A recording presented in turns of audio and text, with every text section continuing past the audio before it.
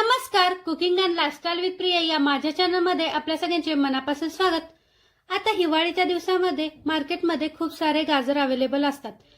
गाजर थंडीच्या दिवसात खायला तब्येतीसाठी खूप चांगले असतात। तर आपण गाजराचे वेगवेगळे प्रकार बनवतो, कोशिंबीर, चटणी। तर आज आपण गाजराचा हलवा बनवणार आहोत, परंतु आज आपण हा हलवा प्रॉपर हलवाई स्टाईल मध्ये बनवणार आहोत। यामध्ये आपण कोणताही खवा वापरणार नाहीये, तरी सुद्धा हा हलवा हलवाई मध्ये जसा बनवतात त्या पद्धतीने चवीला खूप उत्तम प्रकारे लागतो। चला तर मग आपण रेसिपीला सुरुवात करूया। सुरुवातीला इथे मी अर्धा किलो गाजर घेतलेले आहे, हे स्वच्छ धुवून घेतलेले आहेत। सुरुवातीला आपल्याला याला ज्या पद्धतीने कट करून घ्यायचे आहे किंवा खिसून घ्यायचे आहे ते मी दाखवते। गाजराचा पाठीमागचा व पुढचा भाग आपल्याला चाकूने कट करून घ्यायचा आहे। त्याचबरोबर जी वरची साल असते तीही आपल्याला ज्या पद्धतीने आपण बटाट्याची साल काढतो त्या पद्धतीने आपल्याला ती साल काढून घ्यायची आहे। आता मी साल सगळ्या गाजरची काढून घेतलेली आहे। आता आपल्याला हे गाजर किसून घ्यायचं आहे। गाजर किसताना नेहमी ते एकाच दिशेने किसायचे, म्हणजे त्याच्या लांब लांब अशा सऱ्या पडतात। ज्या पद्धतीने मी व्हिडिओमध्ये दाखवते या पद्धतीने एकाच दिशेने आपल्याला गाजर खिसून घ्यायचं आहे। आता याच पद्धतीने मी सगळी गाजरं खिसून घेतलेली आहेत। हे बघा, या पद्धतीने त्याचा खीस तयार झालेला आहे। आता आपण हलवा बनवायला घेऊया। त्यासाठी एका कढईमध्ये मी अर्धा किलो गाजर घेतले होते, तर बरोबर अर्धा लिटर इथे दूध घेतलेले आहे। आता हे दूध आपल्याला सुरुवातीला तापून घ्यायचे आहे, हे अजिबात आटवून वगैरे घ्यायचे नाही, नुसते आपल्याला हे दूध गरम करून घ्यायचं आहे।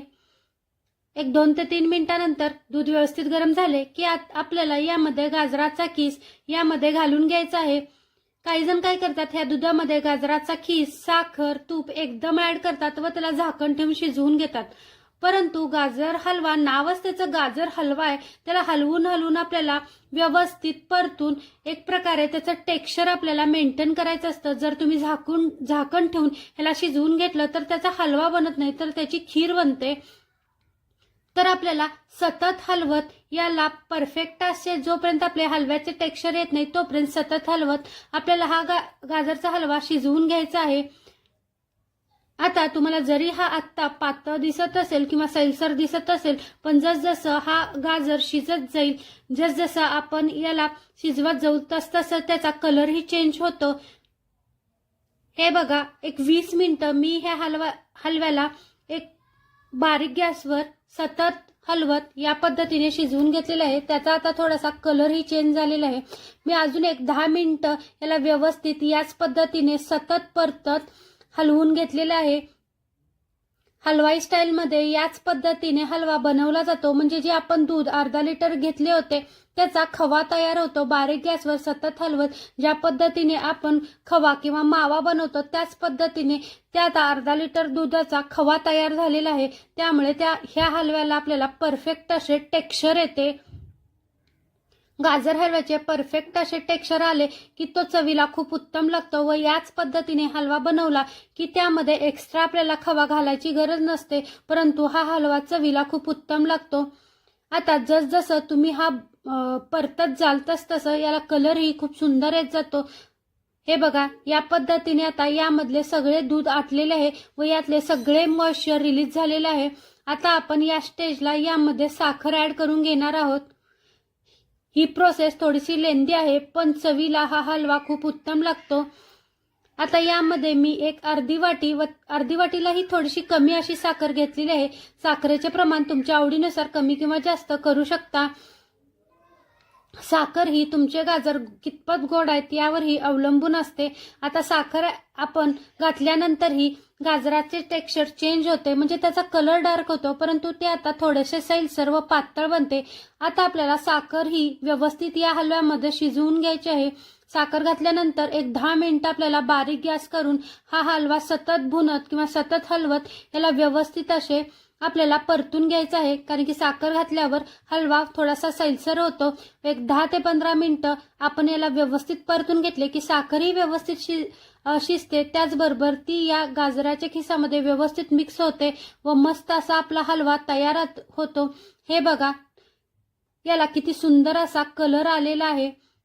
आपण इथे कोणताही आर्टिफिशियल कलर न वापरता याला खूप सुंदर असा कलर आलेला आहे. मी व्हिडिओत दाखवते त्या पद्धतीने घड्या पडायला लागल्या की समजायचं की आपल्या हलव्याला परफेक्ट असे टेक्स्चर तर आलेच आहे. आपला हा हलवाही खूप सुंदर असा तयार झालेला आहे. आता आपला हलवा तयार झालेला आहे, पण आपल्याला याला वरून काजू व बदामचा तडका देऊन घ्यायचा आहे. त्यासाठी इथे मी एका भांड्यामध्ये 3 चमचे तूप घेतलेलं आहे.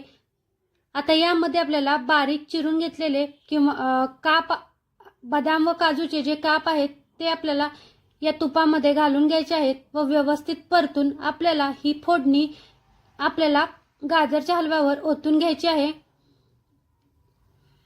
काजू व बदाम भाजायला किंवा ते तळायला जास्त वेळ लागत नाही, ते लगेच तळतात. 1 ते 2 मिनिटं.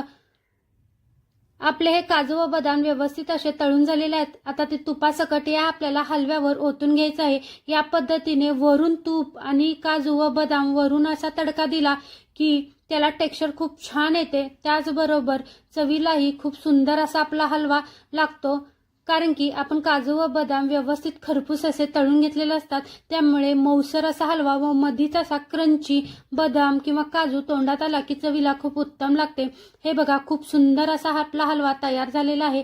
आपला हलवा तयार झाला हे कसा ओळखायचा, तर भांड्यापासून मिश्रण वेगळे होते, त्याचबरोबर त्याच्या सुंदर अशा मी व्हिडिओ दाखवते त्या पद्धतीने घड्या पडतात. त्याचबरोबर हा हलवा जेव्हा आपण एकत्रित करतो तेव्हा त्याचा एकसारखा असा गोळा तयार होतो. याचं समजायचं की आपला परफेक्ट असा हलवा तयार झालेला आहे. हा हलवा बनवायला मला एकूण अर्धा तास लागलेला आहे. आता चवीनुसार थोडीशी वेलची पूड ऍड करायची. हे ऑप्शनल आहे, नाही केले तरी चालेल.